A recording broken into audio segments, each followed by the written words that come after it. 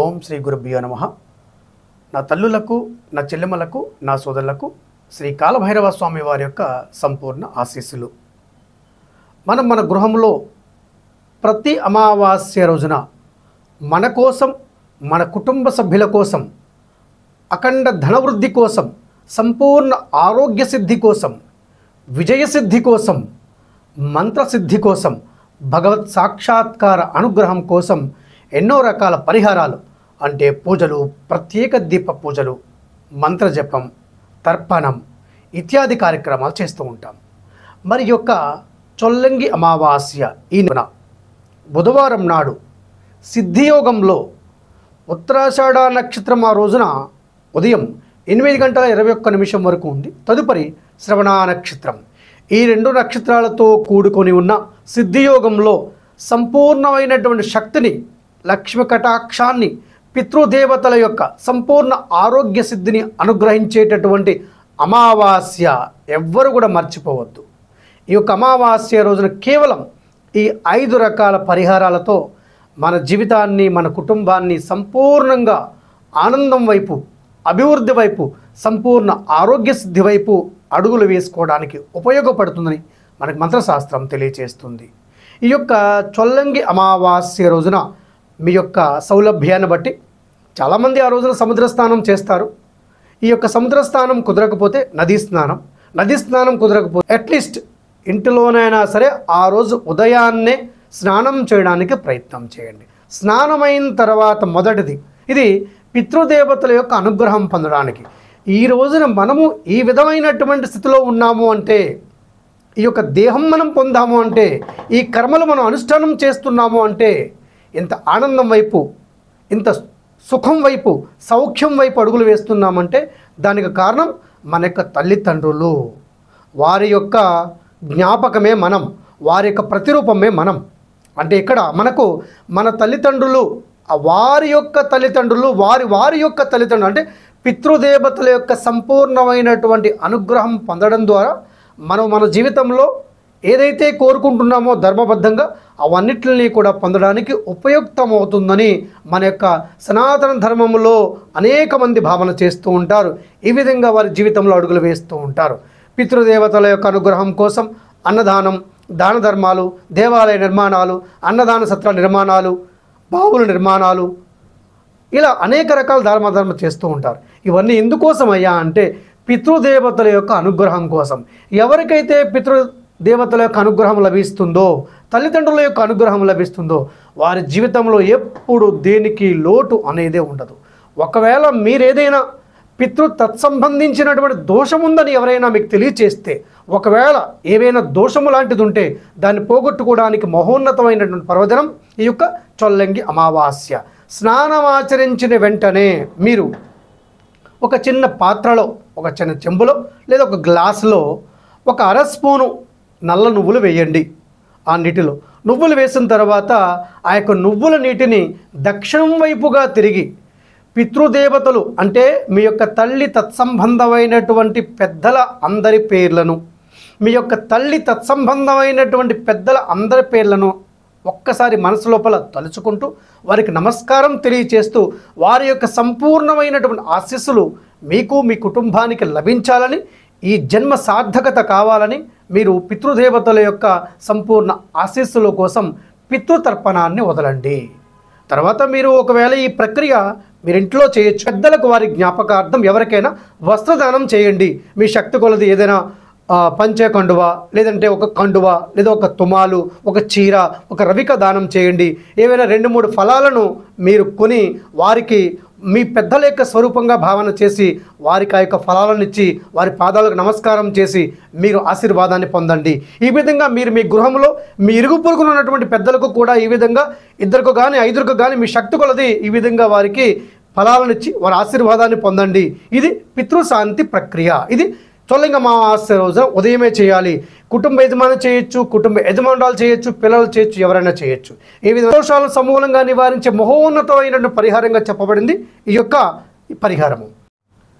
ఆ రోజు ఉదయం ఈ యొక్క తర్పణ కార్యక్రమం అయిన తర్వాత మీ గృహంలో ఒక ఇత్తడి పళ్ళెంలో కానీ, ఒక రాగి పళ్ళెంలో కానీ, లేకపోతే శుభ్రం చేసినటువంటి కొత్త ప్రమిద తీసుకొచ్చి ఆ కొత్త ప్రమిద శుభ్రంగా నీటితో శుద్ధి చేసి ఆ ప్రమిదలో కానీ 1 స్పూన్ వరిపిండి బియ్యం పిండి అని కూడా అంటారు, రైస్ ఫ్లోర్, అలాగే 1 అర స్పూన్ పటికీ బెల్లం పొడి, 4 లవంగాల పొడి, మళ్ళీ చెప్తున్నాను 4 లవంగాల పొడి, అలాగే 1 అర స్పూన్ పటికీ బెల్లం పొడి, 1 స్పూన్ బియ్యం పిండి, ఈ మూడిటిని మిశ్రమంగా తయారు చేసి మీరు ఆ యొక్క ప్లేట్లో ఈ యొక్క పౌడర్ని వేయండి. వేసిన తర్వాత మధ్యలో ఒక చిన్న గుంతలాగా తయారు చేయండి. ఆ గుంతలాగా తయారు చేసి లోపల మీరు శుద్ధమైనటువంటి ఆవు నెయ్యి, కల్తీ నెయ్యి వాడకూడదు సుమా, కొద్దిగా తెచ్చుకోండి. నకిలీ లేనటువంటి స్వచ్ఛమైనటువంటి ఆవు నెయ్యి తీసుకురండి. ఆ ఆవు నెయ్యిని ఆ మధ్యలో ఆ గుంతలో వేయండి. 2 సన్నని ఒత్తులు తీసుకోండి. స్వర్ణాకర్షణ భైరవ మంత్రం జపం చేస్తూ 2 సన్నని ఒత్తులను కూడా పాము మెలికలాగా రెండిట్లో కూడా మెలిక వేయండి. మెలిక వేసి ఆ యొక్క సన్నని ఒత్తును మీరు ఈ యొక్క వరిపిండి పటికీ బెల్లం పౌడర్తో యాలక పౌడర్తో సిద్ధం చేసి ఆవు నెయ్యిని పోసినటువంటి ఆ యొక్క ఆవు నెయ్యి ఉంచి గుంతలో ఈ యొక్క 2 ఒత్తులను కూడా ఉంచండి. ఇక్కడ మీరు స్వర్ణాకర్షణ భైరవ స్వామి వారి యొక్క ధనం కావాలి, ధాన్యం కావాలి, స్వర్ణం కావాలి, ఆరోగ్యం కావాలి, రాజయోగం కావాలి, లక్ష్మి యోగం కావాలి, కుబేర యోగం కావాలి, అధికార యోగం కావాలి, ఆరోగ్య సిద్ధి యోగం కావాలి, మంత్రసిద్ధి యోగం కావాలని స్వర్ణాకర్షణ భైరవ స్వామి వారి యొక్క మంత్రం జపం చేస్తూ ఆ యొక్క దీపాన్ని మీరు అగరబత్తితో వెలిగించండి. వెలిగించిన తర్వాత ఆ దీపాన్ని లక్ష్మీ కుబేర స్వర్ణాకర్షణ భైరవ స్వామి వారి యొక్క స్వరూపంగా భావన చేస్తూ ఆ దీపానికి మీరు ఆ ప్లేట్లో పంచోపచార పూజ సమర్పణ చేయండి. ఆ ప్లేట్లో మీరు ఎలాగా స్వర్ణాకర్షణ భైరవ స్వామి వారి యొక్క చిత్రపటం వద్ద పూజ చేస్తున్నారు కాబట్టి ఆ రోజున మన దేవాలయంలో రాజమండ్రిలో స్వల్లింగ అమావాస్య రోజున అందరికీ కూడా ఎవరికి కావాలంటే వారందరికీ కూడా స్వర్ణాకర్షణ భైరవ స్వామి వారి యొక్క లక్ష్మీదేవితో కుబేరునితో కూడినటువంటి స్వర్ణాకర్షణ భైరవ స్వామి వారి యొక్క చిత్రపటాలు ఉచితంగా ఇచ్చేటువంటి ఏర్పాటు చేయబడింది. మీరు స్వర్ణాకర్షణ భైరవ స్వామి వారికి పైన దర్శనం సర్పాహార దర్శనం అయిన తర్వాత అక్కడ అడిగి తీసుకోండి. ఈ యొక్క ఫోటోలను మీరు ఉచితంగా పొందవచ్చు. ఇక్కడ మీరు ఈ యొక్క దీపం వెలిగించిన తర్వాత ఆ ప్లేట్లో ఒకవేళ మీరు మట్టి ప్రమిదలు వెలిగించారనుకోండి, మట్టి ప్రమిదను ప్లేట్లో ఉంచండి. ఉంచి అక్కడ మీరు ఆ ప్లేట్లో మట్టి ప్రమిదకు అలాగే స్వామివారి చిత్రపటానికి కాస్త గంధం సమర్పయామి, గంధం వద్దండి. 2 పువ్వులు సమర్పణ చేయండి, పుష్పం సమర్పయామి, పుష్పం వేయండి. అగరబత్తి ధూపం సమర్పణ చేయండి, ధూపం సమర్పయామి. ఒక చిన్న ఆవు నెయ్యి దీపాన్ని సమర్పణ చేయండి, దీపం సమర్పయామి. నైవేద్యం ఒక చిన్న బెల్లం ముక్క, ఒక 4 లవంగాలు. మీకు అవకాశం ఉంది అంటే ఆ రోజున మీ గృహంలో క్షీరాన్నం కూడా వండండి, కాస్త పులిహోర కూడా చేయండి. కానీ కూరగాయలు కోసేటటువంటి ప్రక్రియ ఆ రోజు ఎట్టి పరిస్థితుల్లోనూ కూడా కోసినటువంటి వంటకాలు తినకండి. ఆ రోజు వీలైనంత వరకు ఉపవాసం చేయడానికి లేదా క్షీరాన్నము లేదా మజ్జిగ అన్నము తినడానికి ప్రయత్నం చేయండి. ఆ రోజు మాత్రం కోసినటువంటి కూరగాయలు కోయడం ఇటువంటివి మాత్రం వీలైనంత వరకు కోసినటువంటి పదార్థాలు వంటకాలు ఏమీ చేసుకోకండి. లేదా ఉపవాసమైనా ఉండండి, పళ్ళు తీసుకోండి, మజ్జిగ ఈ యొక్క పళ్ళరసము పాలు ఇటువంటివైనా తాగడానికి ప్రయత్నం చేయండి అమావాస్య రోజు మాత్రము. ఈ యొక్క పంచోపచార పూజ అయిన తర్వాత అక్కడ మీరు స్వర్ణాకర్షణ భైరవ మంత్రము ధనం కావాలని మీ అభిష్టం సిద్ధించాలని మీరు ఎరుపు రంగు పుష్పాలతో సింధూరం కలిపిన అక్షతలతో 2 పువ్వులను ఆ ప్లేట్లో వేస్తూ స్వామివారి యొక్క మహామంత్రం 108 మార్లు జపం చేస్తూ అక్షతలు లేదా పువ్వులు సమర్పణ చేయండి. పూజ అంతా అయిన తర్వాత నేను ఈ యొక్క చొల్లంగి అమావాస్య రోజున ధనవృద్ధి కోసం లేదా ధాన్యవృద్ధి కోసం లేదా మంగళ సిద్ధి కోసం లేదా వివాహ సిద్ధి కోసం లేదా సంతాన సిద్ధి కోసం లేదా రోగ నివారణ సిద్ధి కోసం సంపూర్ణ ఆరోగ్య సిద్ధి కోసం నేను చేసినటువంటి యొక్క పూజ జపం సర్వం శ్రీ లక్ష్మీ కుబేర స్వర్ణాకర్షణ భైరవ స్వామి నీ పాదాలకు సమర్పణ చేస్తున్నానని ఒక చిన్న అరివేణంలో ఒక చిన్న ప్లేట్లో అక్షతలతో పాటుగా పుష్పాలతో పాటుగా నీటిని వదిలిపెట్టండి. తదుపరి మీరు నా సాష్టాంగ నమస్కారం చేసి ఆ యొక్క తీర్థాన్ని మీరు లోపలికి స్వీకరించండి. ఈ యొక్క దీపం కొండెక్కిన తర్వాత ఆ యొక్క ఒత్తిడి తీసి పక్కన పెట్టండి. చుట్టూ కాస్త నల్లగా ఒక మసిలాగా కడుతుంది. ఆ నల్లగా ఉన్నటువంటి పదార్థాన్ని తీసి పక్కన వేయండి.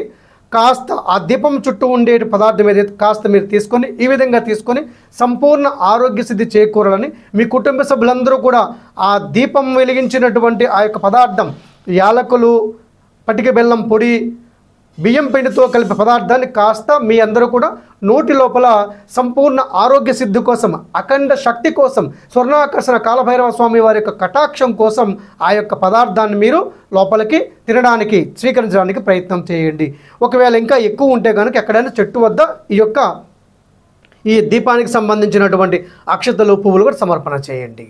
అలాగే మూడవది, ఆ రోజున మీరు ఎక్కడైనా దేవాలయానికి దర్శనానికి వెళ్తే ఈ యొక్క ప్రక్రియ ఉదయం చేయొచ్చు, సాయంత్రం చేయొచ్చు. మీ శక్తిని బట్టి, మీ అనుకూలత బట్టి ఉదయమైనా చేయండి, సాయంత్రమైనా చేయండి. ఇదే ప్రక్రియ మొత్తం అంతా కూడా.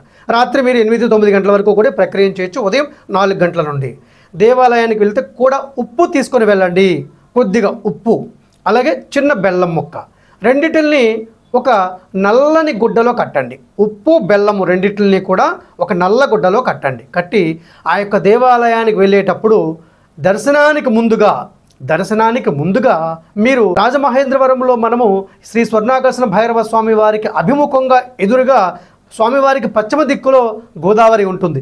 ఒకవేళ మీరు అక్కడికి విచ్చేస్తే ఈ యొక్క ఉప్పు, బెల్లము తీసుకున్నటువంటి 2 పదార్థాలని నల్లని గుడ్డలో కట్టి మీ యొక్క ముఖం చుట్టూ సవ్యంగా 3 సార్లు, అపసవ్యంగా 3 సార్లు, మీరు, మీ జీవిత భాగస్వామి, మీ పిల్లలు, మీ కుటుంబ సభ్యులు అందరి చుట్టూ కూడా ఒక్కొక్కరికి ఒకటి, పిల్లలకైతే ఒక చిన్న మూట తయారు చేయండి, పెద్దవాళ్ళకైతే ఒక కొద్దిగా పెద్ద మూట తయారు చేయండి. ఈ విధంగా దిష్టి తీసుకొని సమస్తమైనటువంటి శత్రు దోషాలు, దిష్టి దోషాలు, రోగ దోషాలు, జాతక సంబంధమైనటువంటి దోషాలు సమూలంగా నివారించాలని, ముఖ్యంగా శని దోషం, అష్టమ శని దోషం, అర్ధాష్టమ శని దోషం, ఈలనాటి శని దోషం, రాహుదోషం, కేతుదోషం, కుజదోషం సమూలంగా నివారణ చెందాలని మనస వాచ కర్మేణ వటుక భైరవ మంత్రం ఓం హ్రీం వం వటుకాయ ఆపదుద్ధారణాయ కురు కురు వటుకాయ వం హ్రీం ఓం మమ రక్ష రక్ష అంటూ ఈ యొక్క మీరు మీ తల చుట్టూ తిప్పుకున్నటువంటి ఆ మూటను మీరు నది లోపల లేదా చెరువు లోపల లేదా కాలువ లోపల దూరంగా విసిరేయండి. అంతకుముందు మీ చేతికి ఉన్నటువంటి పాత రక్షలు ఏవైనా, దారాలు ఏవైనా ఉంటే అవి కూడా ఆ రోజున పూర్తిగా ముడివిప్పేసి లేదా కట్ చేసి తీసుకొని ఆ నీటిలోనే నిమజ్జనం చేసేయండి. అక్కడితో మీ యొక్క జీవితానికి సంబంధించి, మీ దేహానికి సంబంధించినటువంటి సమస్తమైనటువంటి దృష్టి దోషాలు, జాతక దోషాలు, ముఖ్యంగా శని సంబంధమైనటువంటి అరిష్ట పీడలు ఏవైనా ఉంటే అవి సంపూర్ణంగా తొలగిపోయే అవకాశం ఉంటుంది కేవలం ఈ ప్రక్రియతో. ఒక్క మన స్వర్ణాకర్షణ కాలభైరవ స్వామి వారి దేవాలయంలోనే కాకుండా మీరు ఏ దేవాలయానికి వెళ్తే అక్కడ ఈ ప్రక్రియ చేయడానికి ప్రయత్నం చేయండి. తదుపరి మీరు దైవ దర్శనం చేసుకోండి. ఇక్కడ ఆ రోజున ప్రత్యేకంగా మనము సర్పహారతి భక్తులందరికీ కూడా ఇస్తూ ఉంటాము. మీరు ఈ యొక్క కార్యక్రమం అయిన తర్వాత స్వయంగా స్వామివారికి సర్పహారతి సమర్పణ చేసి స్వామివారి యొక్క ప్రసాదంగా నాణాలను ప్రసాదంగా మీరు పొందవచ్చు. ఈ విధంగా ఈ ప్రక్రియ చేయండి. ఇది సమస్తమైనటు దోష నివారణ కోసం. ఆ రోజునే కొత్త దారం కట్టుకోండి. మీ తల్లితో కానీ, లేదా మీ సోదరులతో కానీ, లేదా మీ తండ్రితో కానీ ఈ యొక్క దారం కట్టించుకోండి. లేదంటే మీకు మీరే స్వయంగా వేసుకోవడం ప్రయత్నం చేయండి. కొత్త దారాలను, కొత్త రక్షలను చేతికి ఆ రోజున ధారణ చేయండి. చేతికి ఉన్న పాతవన్నీ తీసి మొత్తం అన్నీ కూడా నదీ నిమజ్జనం చేయండి. ఒకవేళ మేము దేవాలయానికి వెళ్ళే పరిస్థితి లేదు, ఒకవేళ మేము వెళ్ళే దేవాలయం దగ్గర నీరు లేదు, బావి, చెరువు లేదు అంటే కనుక అక్కడ ఉండే చెట్టు వద్దైనా సరే ఆ యొక్క రక్ష దారాలను రిమూవ్ చేయండి. ఒకవేళ మేము ఇంటిలోనే ఉన్నామంటే మీ ఇంటిలోనే ఆ యొక్క దారాలను పూర్తిగా తీసి పక్కన పెట్టి మీరు బయటికి వెళ్ళినప్పుడు వాటిని తీసి ఎక్కడైనా నీటిలో ఎక్కడ నిమజ్జనం చేయడానికి ప్రయత్నం చేయండి. అమావాస్య రోజు, అది కూడా చొల్లంగి అమావాస్య రోజున కాలభైరవ స్వామి దర్శనం చేసుకోవడం, స్వయంగా ఆ యొక్క కాలభైరవ స్వామికి అభిషేకం చేయడం, ఆ యొక్క స్వామికి లక్ష్మీ కుబేర స్వర్ణాకర్షణ భైరవ స్వామి వారికి సర్పహారతి ఇవ్వడం, అక్కడ స్వామివారి యొక్క ప్రసాదంగా నాణాలను పొందడం పూర్వజన్మ సుకృతంగా భావన చేస్తుంటారు చాలామంది. ఆ రోజు ఉదయం 4:30 నుండి మధ్యాహ్నం 1 గంట వరకు ప్రత్యేక దర్శనం ఉంటుంది, స్వామివారి యొక్క దర్శనం. అక్కడ మీరు స్వామివారి దర్శనం అయిన తర్వాత మాత్రం ఖచ్చితంగా ముడుపు పేపర్ వేయండి. ముడుపు పేపర్లో మీరు మీ పేరు మీ గోత్రం స్పష్టంగా రాయండి. ఏ అభీష్ట సిద్ధి కోసం ఈ యొక్క అమావాస్య రోజు దర్శనానికి విచ్చేశారో, మీ అభీష్టం సిద్ధించాలని, ధనం కావాలని, ధాన్యం కావాలని, స్వర్ణం కావాలని, ఆరోగ్యం కావాలని, గృహంలో శుభ కార్యక్రమాలు జరగాలని, ఉత్తమ సంతానం సంప్రాప్తించాలని, మీ అభీష్టం ఏదైతే ఉందో ఆ అభీష్ట సిద్ధి కోసం స్వామివారి యొక్క ముడుపు పత్రం పైన మీ గోత్రము, మీ పేరు, మీ అభీష్టాన్ని రాసి ఆ యొక్క ముడుపు లండిలో సమర్పణ చేయండి. మీ అందరికీ కూడా మరొకసారి శ్రీ కాలభైరవ స్వామి వారి యొక్క సంపూర్ణ ఆశీస్సులు శుభం భవతు. అమావాస్య రోజున నేను మరలా మీకు విన్నవించుకుంటున్నాను, ఎట్టి పరిస్థితుల్లో కూడా గుమ్మడికాయ బలిదీపాలు మాత్రం వెలిగించరాదు. ఇది గృహంలో వెలిగించడం అనారోగ్య సమస్యలను సృష్టిస్తుంది, ఆపదలను సృష్టిస్తుంది. కోరి కష్టాలను తెచ్చుకోవడమే ఈ యొక్క బలిదీపాలను ఇంటిలో వెలిగించడం అంటే. ఈ బలిదీపాలను ఇంటిలోనే కాదు, ఎక్కడా కూడా వెలిగించకూడదు. ఇది పూర్తిగా అనారోగ్య వాతావరణాన్ని సృష్టిస్తుంది. మన ఇంట్లో వెలిగిస్తే మనకు అనారోగ్యం వస్తుంది. ఆ యొక్క కాలినటువంటి ఆ వాసన వల్ల దేవాలయ పరిసర ప్రాంతాల్లో వెలిగిస్తే అక్కడ ఉండేటటువంటి మూగ జీవాలకు అనారోగ్య సమస్యలు వస్తున్నాయి. ఆ పాపం కూడా మనమే మూట కట్టుకోవాలి. దయచేసి ఎవ్వరూ కూడా, కొంతమంది దీని పట్ల అవగాహన లేనటువంటి వారు, వ్యాపార దృక్పథంతో ఉన్నటువంటి వారు ఈ వ్యాపారాలు చేస్తూ ఉంటారు. దయచేసి జ్ఞానం ఉన్నటువంటి వారు, మీరు భూతదయ ఉన్నటువంటి వారు, భగవంతుని యొక్క అనుగ్రహం కోసం, పంచభూతాల అనుగ్రహం కోసం మీరు యొక్క ప్రక్రియ చేస్తున్నారు దీపారాధన. అటువంటి సభ్యమైన దీపారాధన చేయండి, నారికేల దీపారాధన చేయండి, లేదా ఎండుకొబ్బరిలో దీపారాధన చేయండి తప్ప ఈ గుమ్మడికాయ బలి దీపాలు మాత్రం వెలిగించరాదు. ముఖ్యంగా సంతానానికి అరిష్టాన్ని కలిగిస్తే ఈ యొక్క గుమ్మడికాయ దీపము, సంతానానికి ఇబ్బంది కలిగించేటటువంటి ఈ యొక్క గుమ్మడికాయ బలి దీపాలు ఇంట్లో వెలిగించరాదు. కొన్ని హోమ ప్రక్రియల్లో చేస్తూ ఉంటారు పండితులు, మంత్రపూర్వకంగా ఖండిస్తూ ఉంటారు ఆ యొక్క కోష్మాండ దీపాన్ని. ఎప్పుడు కూడా ఏమీ తెలియకుండా, అసలు గుమ్మడికాయ అనేది ఆడవారు ఎప్పుడు కూడా కోయి రాదు, ఇది పూర్తిగా అరిష్టం. గుమ్మడికాయను బద్దలు కొట్టాలి ఎప్పుడైనా సరే. ఈ యొక్క విషయాన్ని పూర్తిగా అర్థం చేసుకోండి, అందరికీ తెలియచేయండి. పాపం తెలియక చాలామంది